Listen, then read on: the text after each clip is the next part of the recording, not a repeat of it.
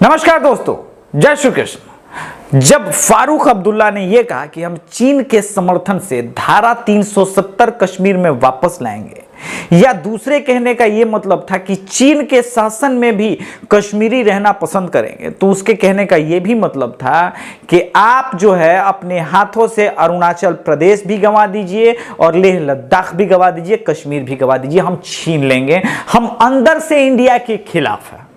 ऐसे स्टेटमेंट पे मैंने सोचा था कम से कम देश हित में ही सही कांग्रेसी प्रोटेस्ट करेंगे, या ये जो तमाम वामपंथी नेक्सस गैंग के पत्रकार हैं, जैसे खाजपेयी हो गए, ये अभिशाप शर्मा हो गया, या फिर रवीश कुमार हो गया एनडीटीवी, द वायर हो गया, न्यूज क्लिकिंग इन हो गया, वो टकला आता है ना एक अल्ट न्यूज वाला, वो चलिए वो तो फैक्ट चेक करता है, तो कम से कम फैक्ट चेक के ही बहाने कुछ कहता है कि भाई ये गलत न्यूज फैलाया है या करण थापर ने गलत इंटरव्यू लिया है। लेकिन आलोचना करना तो दूर, उल्टे तो अब पी चिदम्बरम खुल के समर्थन कर रहे हैं कि यस, कांग्रेस अगर सत्ता में आई तो धारा 370 हम वापस लेके आएंगे। यानी जो आपने लद्दाख को यूनियन टेरिटरी बनाया है, जिसके वजह से चीन की भौं तनी हुई है, चीन की रातों की नींद उड़ी हुई है, हम कहेंगे भैया कैप्चर कर ही लो। जैसे तुमने नेहरू राज में सब कुछ ले लिया, कांग्रेस राज, मनमोहन राज में सब कुछ हमसे 800 स्क्वायर किलोमीटर के आसपास का जमीन छीन लिया, वो सब छीन ही लो। ये सब तमाम बेकार के काम मोदी कर रहे हैं, जैसे राफेल जेट मंगाना, नेवी को बड़ा करना, बुलेट प्रूफ जैकेट मंगाना, चिनाकू मंगाना, अपाचे मंगाना, ये सारी चीजों का सौदा, उसके लिए पैसा का पेमेंट करना, सब बेकार काम है। उनको करना क्या था मोदी जी को? मोदी जी आपको ध्यान देना था 2G पे। फाइनेंस मिनिस्टर था चिदम्बरम, उसको पता है कि 2G कितना इंपॉर्टेंट चीज था।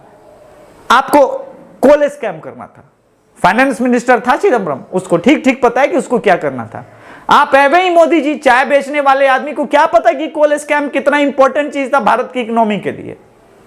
आप क्या जानेंगे कि भगवा आतंक का एज ए गृह मंत्री जब पी चिदम्बरम ने इल्जाम लगाया, वो देश की सहिष्णुता, सभ्यता, संस्कृति के लिए कितना जरूरी था कि हिंदुओं को भी आतंकवादी बताया जाए भाई। और आप क्या जानेंगे कि आपने कितना बड़ा अपराध कर दिया है धारा 370 हटा के? आप क्या चाहते हैं कि बॉलीवुड फिर से कश्मीर में शूटिंग करे? आप क्या चाहते हैं कि कश्मीर जो अनस्टेबल था इस पूरे खित्ते में, वो जो कश्मीर में दिन रात बॉम्बारिंग होती थी, कश्मीर का आम आवाम दिन रात रोता था, हिंदुओं की हालत दुर्दशा हो गई थी, आप क्या चाहते हैं वो सब सुधार दिया जाए? ऐसे काम होता है। अगर वो सारी चीजें सुधार दी जाएंगी तो पैसे जो है यहां के वहां किस नाम पे ट्रांसफर होंगे? आपको पता है कि कांग्रेसी सरकार कितना ज्यादा पैसा भेजती थी सिर्फ कश्मीरी अवाम के लिए और कश्मीर को पे कितना स्टेबल करने के लिए? अलगाववादियों को अलग पैसा खिलाना पड़ता था, आपको पता है कि? ताकि चुप रहो, कश्मीर के खिलाफ, भारत के खिलाफ स्टेटमेंट मत देना, हर एक अलगाववादी को अलग अलग ढंग से ट्रीट करना, आप मामूली समझते हैं। आप यासीन मलिक को अरेस्ट कर लिए हैं और वहां यासीन मलिक खुद मनमोहन सिंह के साथ डिनर करता था, फोटो खिंचवाता था। इतना बड़ा अंतर ऐसे हो जाएगा? जरूरी है भाई 370 आना चाहिए। मैं चाहूंगा कि कांग्रेसी इसी प्रकार के स्टेटमेंट देते रहे, क्योंकि भारत का बाई एंड लार्ज आवाम जो है वो 370 नहीं चाहता। बाबा साहब अंबेडकर नहीं चाहते थे, लेकिन तुम लोगों को बाबा साहब अंबेडकर के संविधान और बाबा साहब की कदर कब थी? अगर होती तो इस देश में कब का कॉमन सिविल कोड आ गया। और कॉमन सिविल कोड क्यों आज मेरे जहन में है? क्योंकि मैंने फिर से पढ़ा कि भाई एक मर्द पैदा हुआ, असम का मुख्यमंत्री है जो हेमंत बिश्व शर्मा जी हैं, उन्होंने कहा कि भाई सरकारी खर्चे पे मदरसा बंद, मदरसा बंद। ऐसा होता है सीएम, टैक्स दे अभिषेक तिवारी। सरकारी खर्चे पे गीता ना पढ़ने के बजाय मेरा बेटा है सरकारी स्कूल में पढ़े, और उनका बेटा जो है टैक्स ना भी दे पंचर लगा के, तो पढ़ेगा मदरसा। वाह रे वाह! और आप सैलरी देंगे। जो तमाम जय भीम, जय मीम, ईसाई गैंग या सो कॉल्ड जो है ये कहते हैं कि हम भाई, हम तो जो है नास्तिक आदमी है ना, धर्म जो है अफीम के तरह होता है, लेफ्टिस्ट।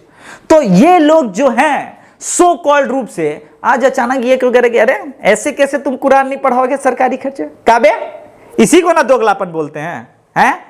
एक तरफ धर्म जो है अफीम के बराबर है, सरकारी स्कूल चलना चाहिए सरकारी खर्चे पे, और तुम कह रहे हो नहीं नहीं नहीं नहीं नहीं, ये गलत हो जाएगा भाई, मदरसा चलना चाहिए। काहे चलेगा मदरसा?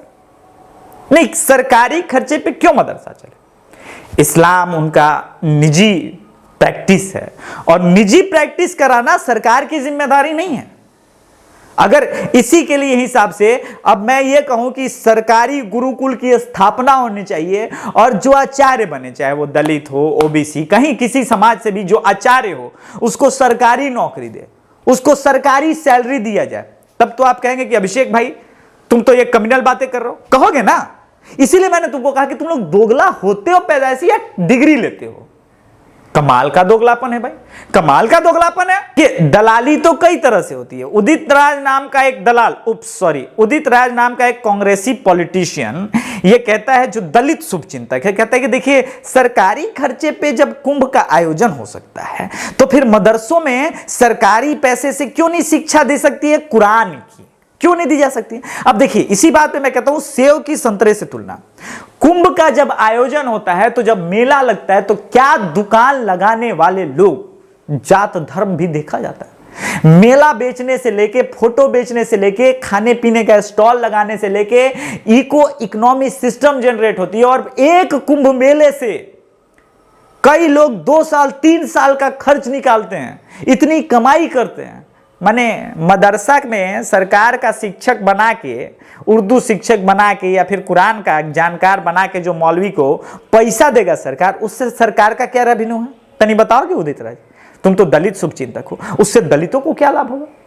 तुम लोग कोई दलित शुभचिंतक नहीं हो। अगर तुम दलित शुभचिंतक होते तो 370 का तुम विरोध करते, क्योंकि 370 के वजह से, धारा 370 के वजह से 2 लाख दलित कश्मीरी आज भी सरकारी नौकरी नहीं कर सकते।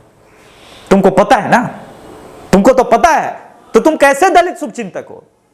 मैं समझना चाहता हूं तुम कैसे दलित शुभचिंतक हो रे, जो पाकिस्तान से आए हुए दलितों पे अत्याचार होता है, उनको कन्वर्ट किया जाता है, उनकी मां बहन बेटियों को उठा लिया जाता है और यहां पे उनको नागरिकता दी जाती है, तो सीए का तुम विरोध करते हो। तुम कैसे दलित शुभचिंतक हो बे? दोस्तों अभी कुछ दिनों पहले मैंने फेसबुक पोस्ट पे एक बात लिखी थी कि 370 के बहाने फिर से भारत देश को अनस्टेबल करने की कोशिश की जाएगी। ये यूं ही 370 का मुद्दा नहीं उठ रहा है, बड़े बड़े सो कॉल्ड लेफ्टिस्ट पत्रकार फारूक अब्दुल्ला का यूं ही इंटरव्यू नहीं ले रहे हैं और यूं ही पी चिदम्बरम ने हवा में ये बात नहीं बोल दी कि कांग्रेस आएगी तो 370 लेके आएगी। ये 2024 की प्लानिंग चल रही है, लेकिन मैं चाहता हूं कि कांग्रेस जो है इस बयान पे टिके रहे और 2024 जो है वो 370 पे इलेक्शन हो जाए, ताकि भारत की जनता उनको चपलियाए, मतलब वोट के हिसाब से चपलिया। आप तो जानते हैं हम लोग अहिंसक आदमी हैं और अहिंसक आदमी जो है गांधी जी का पुजारी होता है। नकली गांधी जी का पुजारी नहीं, असली गांधी जी का पुजारी होता है जो अहिंसक आदमी होता है। सॉरी यार, ये लोग पता नहीं अपने आप को कांग्रेसी जो नेहरू वाले हैं या फिर फिरोज गांधी वाले हैं, ये लोग खुद को जो है समझ लेते हैं कि हम ही असली गांधी। नहीं नहीं, वो असली गांधी नहीं है। जैसे ये भाभी असली नहीं है ना, वैसे ये गांधी भी असली नहीं है। एनीवेज, तो ये जो विचारधारा है, इस सांप सपोले वाली विचारधारा को हराना जरूरी है और इसीलिए स्टिक विथ नेशनलिज्म। राष्ट्रवाद आपका हथियार है। अगर आप यूनाइट रहेंगे, ये पी चिदम्बरम और फारूक अब्दुल्ला बस बयान देते रह जाएंगे, चीन मुंह देखता रह जाएगा। चीन की ताकत यही लोग हैं, पाकिस्तान की ताकत यही लोग हैं। जय श्री कृष्ण।